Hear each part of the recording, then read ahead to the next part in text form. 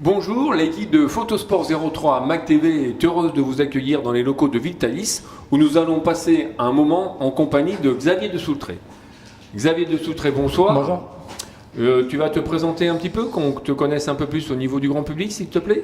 Ouais, alors moi je suis un pilote d'enduro, passé au rallye il y a 2 ou 3 ans. Ça a été un peu la question de faire les études de la moto, Donc j'ai fait les études et quand j'ai terminé un master d'économie, j'ai fait donc que de la moto et depuis 4 ou 5 ans je fais que de la moto. Et en particulier du rallye avec le Dakar. D'accord. Alors le Paris-Dakar, c'est l'actualité un peu chaude. Il vient de se terminer il y a quelques semaines.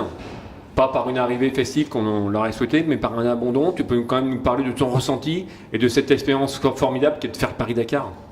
Oui, alors c'était un rêve, hein, c'était faire le Paris-Dakar. Enfin, faire le Dakar, c'était inespéré, hein, et c'est incroyable d'y être aujourd'hui. Donc ça, c'est vraiment un rêve qui se réalise. Maintenant, j'en ai fait un deuxième. J'y suis maintenant un des meilleurs pilotes. Je suis dans les 10-15 meilleurs pilotes. Cette année, ça s'est mal passé.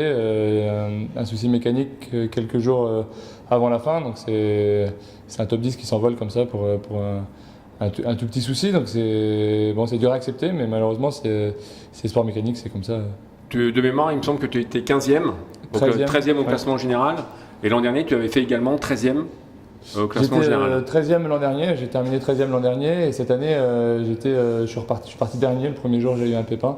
Donc je suis remonté chaque jour pour être 19e, 15e, 13e, puis même virtuellement 11e.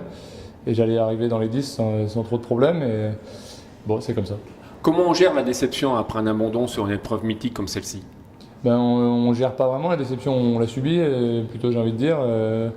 Voilà, ça a duré quelques jours, un jour, 2 jours, 3 jours.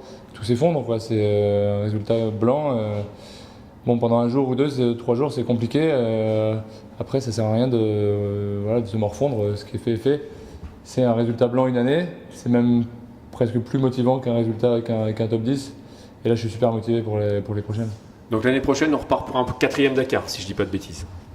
Ah oui, c'est sûr. 4e, puis 5e, puis 6e. Tant que j'aurais pas gagné, j'irai. Ah, ça, c'est une bonne résolution. Tant que j'aurais pas gagné, j'irai. Ce qui montre un peu la motivation de Xavier.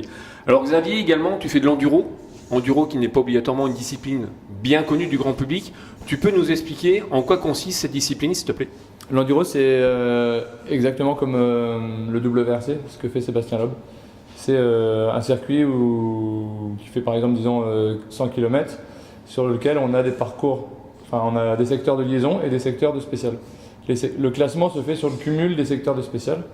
Et les secteurs de spécial, c'est comme une piste de motocross ou un circuit banderolé sur lequel on part un par un et on doit faire le meilleur temps possible. Le vainqueur le soir est celui qui a le cumul de tous ces temps de spécial le plus court. D'accord. Ok, tu peux nous parler un petit peu de ta moto, même si c'est pas celle du Dakar, mais celle plutôt du championnat de France d'enduro? C'est celle du championnat de France et du championnat du monde d'enduro et c'est la même base que celle du Dakar. C'est une 450 4 temps Yamaha, c'est la nouvelle WRF. Il n'y a pas grand chose à dire, quoi. C'est sûr, c'est solide, c'est bien monté.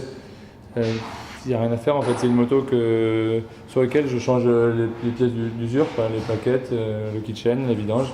L'embrayage, parce que quand on est arrivé, c'est ce que tu étais en train de faire. Il faut le dire, Xavier il fait aussi de la mécanique, il est en train de changer l'embrayage quand on est arrivé. Voilà, l'embrayage, les poignées, enfin toutes les choses qui sont les pneus, les choses qui s'usent, mais jamais quelque chose qui casse, quoi. Donc ça c'est vraiment confortable. Pour être au top niveau, quand on fait un Dakar, il y a une préparation spécifique. Qu'est-ce que tu fais en à côté de la moto? Ouais, il y a une préparation spécifique. Le Dakar, c'est quand même des journées de 1000 km. On se lève presque à 3 h du matin chaque jour. On a du mal à se coucher avant 10 h, donc on dort peu. On subit des conditions climatiques extrêmes, de moins 10 degrés à plus 50 degrés, même plus 54 l'an dernier. Alors c'est beaucoup de préparation physique, beaucoup d'entraînement, du vélo, de la course à pied, de la natation. J'ai Pierrick Gillet, mon préparateur physique et diététicien, et Jean-Christophe Nicolas, mon kiné, qui s'occupe de ça. Et c'est la première fois qu'on bosse autant ensemble et c'est pas prêt de s'arrêter parce que ça marche, quoi. Ok. Ton idole, c'est qui?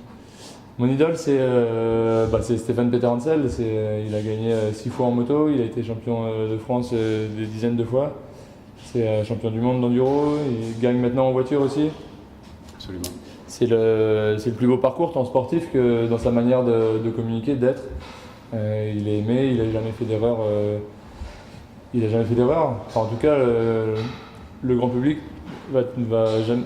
On ne peut pas dire qu'il a fait une erreur parce qu'on ne le sait pas, peut-être qu'il en a fait, mais ça n'a jamais été dit. Elle était bien cachée en tout cas. Voilà, et du coup, sa manière de gérer, mais même moi je pense qu'il en a jamais fait tellement il est droit, et ça c'est un bon exemple. Ouais. Il y a, donc lui, je ne peux pas dire autre que Stéphane Peterhansel en idole. Il a fait sa carrière chez Yamaha, j'espère faire la même chez Yamaha. Et il y a David Frétinier de qui je suis plus proche, qui est pareil dans le professionnalisme et dans l'approche du haut niveau. C'est vraiment un exemple. Alors il y avait un grand crossman, c'était pas un enduriste, c'était un grand crossman français qui s'appelait Jean-Michel Bell, qui lui est passé du motocross à la vitesse. Est-ce que la vitesse est quelque chose qui t'attire? Mon team Viltalis, c'est un team de Viltalis Racing, c'est un team de vitesse, d'endurance. Oui, c'est quelque chose qui m'attire, et le MotoGP avec les bagarres qu'il y a eu entre Rossi et Lorenzo cette année, c'est vraiment le plus haut niveau, c'est des magiciens sur la piste. C'est vraiment quelque chose qui m'attire. Mais à la limite, je préférais plus l'automobile.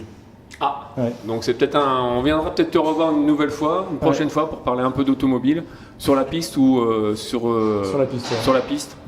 Voilà, donc on a fait la connaissance un petit peu plus ample, je dirais, de Xavier de Soutré. Merci pour ton accueil, merci. Pour ta chaleur, pour ta simplicité. Ouais, en tout cas, merci. on a passé un moment convivial.